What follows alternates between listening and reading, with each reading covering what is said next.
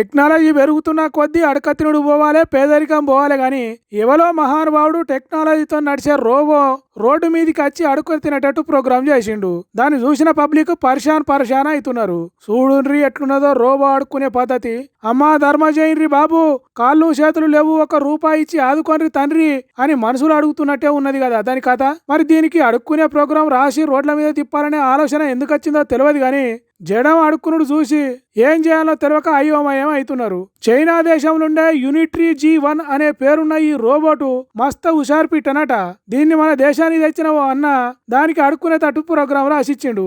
ఇంకేమున్నది, దానికి ఏమైనా సిగ్గు ఆశారమా? నలుగురు నవ్వుతారన్న ఇజ్జత అయ్యేవి లేని మర మనిషి తీరుగా మంది ముందడికి పోయి చేసి అప్పుడు మొదలు పెట్టిందట. దాని చేష్టలు చూసి నవ్వేటోళ్ళు నవ్వుతున్నారు, పరిశాన్ అయ్యేటోళ్ళు ఓర్ని చిత్రం పాడుగానని ముక్కు మీదే ఏరేసుకుంటున్నారు.